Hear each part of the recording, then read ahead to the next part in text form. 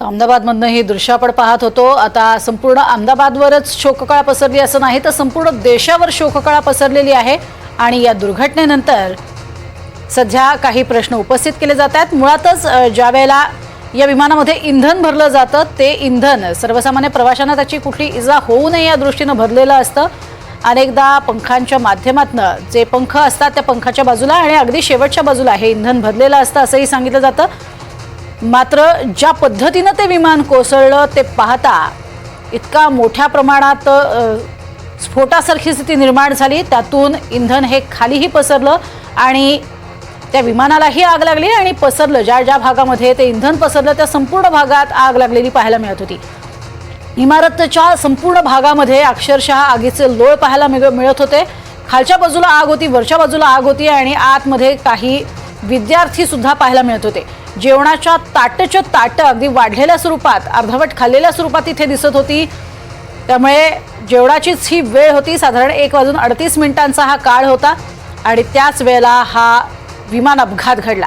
या अपघातानंतरची आपण दृश्य बघतोय। फक्त आपल्याला या परिसरामध्ये जिथे आता सध्या प्रतिबंधित केलेला हा भाग आहे डावीकडची ही दृश्य आपण बघतोय, पूर्ण काळी पडलेली जी इमारत आहे ती संपूर्ण आगीमुळे काळवंडलेली आहे। इतक्या प्रचंड प्रमाणात ही आग धुमसत होती आणि या आगीतून आता कोण बचावणार असा सवाल उपस्थित होता। कारण बचाव कार्यास सुरुवात झाली, मात्र बचाव कार्य करणार कसं, कारण आग विझवणे अत्यंत जिकिरीच होतं। आता सुद्धा बघा आपण दृश्य पाहतोय त्यामध्ये ही आग म्हणजे कूलिंग ऑपरेशन जे आहे ते सुरू आहे। धुमसती आग विझवलेली आहे, मात्र आग विझल्यानंतर सुद्धा हा संपूर्ण जो पत्र्याचा भाग आहे किंवा जिथे जिथे ती आग लागलेली आहे तिथून धूर निघताना पाहायला मिळतोय। त्यासाठीचं कूलिंग ऑपरेशन राबवलं जात आहे। वेगवेगळे जी दलं आहेत ती सुद्धा इथे बोलवण्यात आलेली आहेत, ज्यांच्या माध्यमातून बचाव कार्य केले जाईल। ज्या इमारतीवरती ती कोसळलेली होती त्या हॉस्टेलमधील विद्यार्थ्यांना तिथल्या स्टाफला वाचवण्यासाठीचे शर्थीचे प्रयत्न त्यावेळेला करण्यात आलेले होते आणि त्यासाठी सर्व स्वरूपाची पोलीस दलातील कर्मचारी हे या ठिकाणी बोलवण्यात आलेले होते। टेंडीची टीम इथे दाखल झालेली होती आणि त्यांनी सुद्धा तातडीने तिथे बचाव कार्य केलेलं होतं। मात्र तरीही या दुर्घटनेत तब्बल 265 जणांना आपला जीव गमवावा लागलाय आणि त्यामुळे प्रचंड प्रमाणात हळहळ व्यक्त होतीये। या घटनेनंतर अनेक प्रश्न उपस्थित केले जात आहेत, मात्र स्वतः राज ठाकरे यांनी सुद्धा काही प्रश्न उपस्थित केलेले आहेत आणि त्यांनी या कंपनीवरतीच अनेक सवाल उपस्थित केलेले आहेत।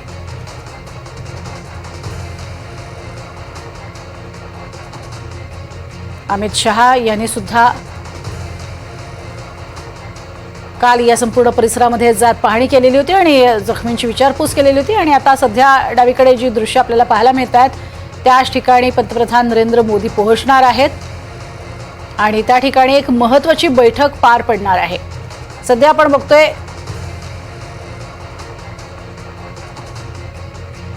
राममोहन नायडू हे रेल्वे मंत्री सुद्धा तिथे उपस्थित आहेत। ही दृश्य आपल्याला पाहायला मिळत आहेत। जी घटना घडली ही कशी घडली याची माहिती दिली जाते। ज्या भागामध्ये अजूनही अवशेष जसेच्या तसे पडलेले आहेत त्या विमानाचे ते दाखवले जात आहेत। नेमकी दुर्घटना कशी घडली याची माहिती हे राममोहन नायडू या ठिकाणी देत आहेत, जे रेल्वे मंत्री आहेत।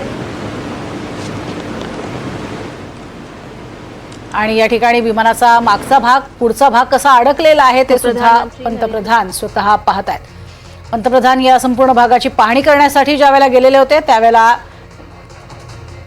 नेमकं काय घडलेलं होतं हे सांगितलं जातंय।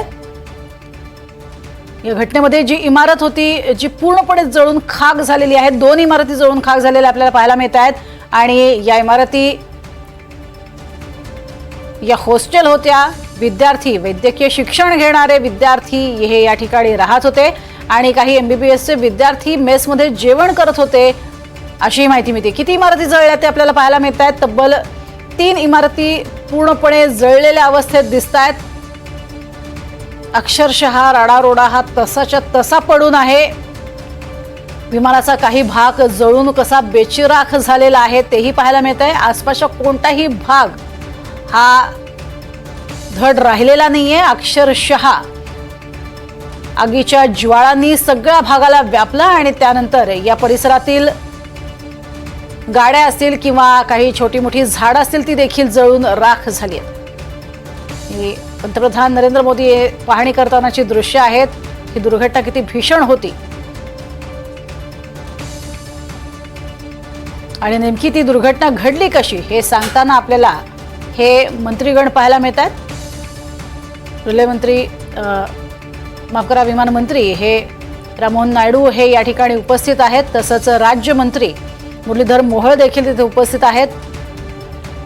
डीजीसीएचे अधिकारी, सर्वच महत्त्वाचे अधिकारी आणि तिथले स्थानिक मंत्री हे देखील पंतप्रधान मोदींसोबत आहेत आणि घडलेल्या दुर्घटनेनंतर नेमकी ही घटना घडली कशी याची माहिती देत आहेत। विमानाचे अक्षरशः चिंधड्या झालेल्या पाहायला मिळत आहेत। वेगवेगळे पार्ट्स तिथे कोसळलेले आहेत आणि त्यामुळे अपघाताची तीव्रता सुद्धा लक्षात येते। इतका तीव्र आणि भीषण स्वरूपाचा हा अपघात होता की यात कोणीही वाचणं केवळ अशक्य असं तिथले जे स्थानिक आहेत ते पाहता क्षणी सांगत होते आणि घडलंही तसंच। केवळ एक प्रवासी वाचलेला आहे। अधिक माहिती घेऊयात प्रांजल कुलकर्णी यांच्याकडनं। प्रांजल, घडलेल्या संपूर्ण घटनेची पाहणी स्वतः पंतप्रधान करत असतानाची दृश्य आता समोर आलेली आहेत आणि दुसरी एक महत्त्वाची बैठक पार पडणार आहे। काय अधिक माहिती?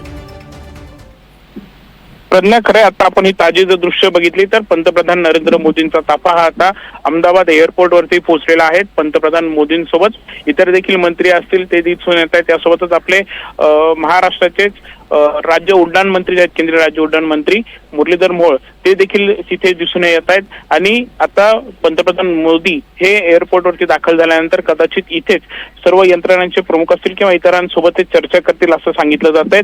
आपण जर बघितलं तर आज सकाळी पंतप्रधान नरेंद्र मोदी हे अहमदाबादला आले होते। त्यानंतर घटनास्थळी ते गेले, सर्व परिस्थितीची त्यांनी पाहणी केलेली आहे। त्यानंतर जखमींची देखील त्यांनी विचारपूस केली आणि त्यानंतर मोदी जे आहेत ते आता एअरपोर्टवरती आलेले आहेत। कदाचित इथेच ते या सर्वांसोबत बैठकी घेतील आणि त्यानंतर दिल्लीकडे रवाना होतील असं देखील सांगितलं जात आहे। मात्र एकंदरीतच आता आपण जर बघितलं तर हा संपूर्ण जो काही अपघात झाला आहे, भीषण असा अपघात होता। 265 जणांचा यामध्ये मृत्यू झाला आहे। त्या सर्वांची ओळख पटवण्याचं काम हे सुरू आहे। DNA सॅम्पल हे घेतले जात आहेत, शवविच्छेदन करण्यात हे आलेले आहेत आणि दुसरीकडे मात्र आता अनेक प्रश्न या अपघाताबाबत देखील उपस्थित होत आहेत। त्यामुळे कुठेतरी आता तपास यंत्रणांसमोर देखील हे मोठं आव्हान देखील असणार आहे। ही संपूर्ण चौकशी केली जाईल। यामध्ये नक्की आता चूक नक्की कोणाची होती हे देखील समोर येईल। मात्र कुठेतरी या घटनेमुळेच देशावरच त्याचा शोककळा ही पसरलेली आहेत आणि या सर्व घटनेच्या पार्श्वभूमीवरती आता पंतप्रधान नरेंद्र मोदी हे कशा पद्धतीने या संपूर्ण प्रश्नांची उत्तर हे जाणून घेतात, कसं या संपूर्ण ज्या तपास यंत्रणा आहेत त्यांना नक्की यांच्या काय सूचना असतील हे देखील तेवढंच पाहणं आता महत्त्वाचं ठरणार आहे। मोदी आता एअरपोर्टवरती दाखल झालेले आहेत। जो गुजसेल हा इथे कॉम्प्लेक्स आहे जिथे VVIP संपूर्ण प्रवेश जे आहे तिथे बघायला मिळत असतात। VVIP लोकांचं खरं तर इथे एक कॉम्प्लेक्स आहे अहमदाबादला, तिथे ते पोहोचलेले आहेत। त्यांच्यासोबत इतर मंत्री असतील, अधिकारी असतील ते देखील तिथे दाखल झाले आहेत आणि कदाचित मोदी तर त्यांच्यासोबतच एअरपोर्टवरती बैठक देखील घेतील असं देखील सांगितलं जात आहे। त्यानंतर मोदी दिल्लीला जातील असं देखील सांगितलं जात आहे। नक्कीच आता सरकारी पातळीवरती नेमकं काय सांगितलं जातंय या संपूर्ण घटनेनंतर आणि जी महत्त्वाची माहिती सर्वसामान्य नागरिकांना आता अपेक्षित आहे ती माहिती कधी दिली जाते हे पाहणं महत्त्वाचं ठरणार आहे। मात्र अजूनही या संपूर्ण भागातलं कूलिंग ऑपरेशन सुरू असल्याचं पाहायला मिळतंय। अजूनही अग्निशमन दलाच्या गाड्या या घटनास्थळी दाखल आहेत। म्हणजे किती मोठ्या प्रमाणात ही आग लागली होती हेच यातनं स्पष्ट होतंय। इंधनाचा अक्षरशः सडा पडलेला होता आणि त्यामुळे आग धुमसत होती हे देखील दृश्यांमधनं दिसलेलं आहे आणि त्याच भागाचा पाहणी दौरा करताना पंतप्रधान आपण पाहतोय। या घटनेनंतर आता पुढची नेमकी काय दिशा असणार आहे, कशा पद्धतीने तपास होणार आहे, काही माहिती मिळू शकलेली आहे का प्रांजल?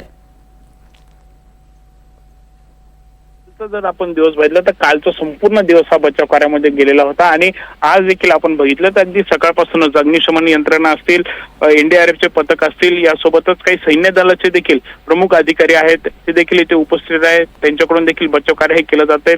जखमींना उपचारासाठी रुग्णालयात हलवले जात आहेत आणि दुसरीकडे आपण बघितलं तर एकंदरीतच हा अपघात जो झाला होता म्हणजे जे काही स्थानिक नागरिक आहेत त्यांच्याशी मी बोललो असता हा अपघात इतका भीषण होता की जवळपास 3 ते 4 किलोमीटर परिसराला याचा संपूर्ण हादरा बसला. स्थानिक नागरिकांमध्ये देखील भीतीचं वातावरण हे पसरलं होतं. तर यासोबतच ज्या इमारतीवरती जिथे मेस होती, गेस्ट हाऊस या मुलांचं होतं मेडिकल कॉलेजचं, तिथे जेव्हा हे विमान जाऊन कोसळलं त्यानंतर अनेकांचे यामध्ये जीव गेलेत, अनेक जण गंभीर जखमी झालेत. या सर्वांवरती उपचार हे सुरू आहेत. त्यांचे आता सगळेजण भेट घेत आहेत. त्यांच्याकडून देखील या घटनेबाबत खरं तर माहिती ही घेतली जाते आणि एकंदरीतच या सर्व घटना बघता आता कुठेतरी या अपघाताबाबत देखील प्रश्नचिन्ह हे उपस्थित केलं जात आहे. त्यामध्ये आता 265 जणांचा मृत्यू तर झालेला आहे. एकीकडे शवविच्छेदन हे केलं जात आहे, दुसरीकडे यामध्ये महत्वाची गोष्ट म्हणजे या मृतदेहांची ओळख पटवण्याचं देखील मोठं आव्हान कारण यंत्रणेसमोर आहेत. 265 हे मृतदेह आहेत. त्यांचे आता DNA सॅम्पल हे घेणं, त्यानंतर DNA सॅम्पल आल्यानंतर त्यांचा अहवाल प्राप्त होणं, त्यानंतर या कुटुंबाच्या ताब्यात हे मृतदेह देणं, ही सर्व प्रोसेस आहेत ही मोठी खरं तर हे प्रोसेस आहेत. याला किती दिवस लागू शकतात हे देखील पाहणं आता महत्वाचं ठरणार आहे. यंत्रणेसमोर देखील कुठेतरी आता या मृतदेहांची ओळख पटवण्याचं आव्हान हे मोठं आहे आणि तेवढंच मोठं आव्हान खरं तर या अपघातामागील कारण शोधण्याचं देखील असणार आहे. त्यामुळे एकंदरीतच आता काल केंद्रीय गृहमंत्री अमित शहा इथे येऊन गेलेत, आज पंतप्रधान नरेंद्र मोदी इथे आलेले आहेत. सर्व यंत्रणांचे प्रमुख जे आहेत ते अहमदाबादमध्ये पोहोचलेले आहेत आणि निश्चितच आता म्हणजे एकीकडे एअर इंडियाचे जे CEO आहेत ते देखील अहमदाबादमध्ये पोहोचलेले असून या संपूर्ण घटनेचा आता तपास जो आहे तो केला जाणार आहे. आता हा तपास संपूर्ण कसा केला जातो, ही चौकशी कशी केली जाते, यासोबतच यामध्ये सर्वात महत्वाचं स्टेटमेंट जे खरं तर असणार आहे ते म्हणजे जो एक जण यामध्ये बचावलेला आहे, आश्चर्यकारकरित्या खरं तर तो बचावलेला आहे, त्याचं यामध्ये जे स्टेटमेंट राहणार आहे की त्यांनी नक्की त्या अपघातावेळी काय बघितलं, तो कसा त्याचा बचाव झाला, हे त्याची जे काही स्टेटमेंट राहील, तो जी काय माहिती देईल ती खरं तर एक मोठा पुरावा देखील यामध्ये असणार आहे. त्यामुळे एकंदरीतच आता ही घटना तर घडलेली आहेत, काळा दिवस खरं तर असा हा आहे. 265 जणांचा मृत्यू ही खरं तर आजवरच्या इतिहासातली मोठी विमान दुर्घटना ही कदाचित म्हणावी लागणार आहे आणि त्याच थोडंसं तुम्हाला थांबवतीये.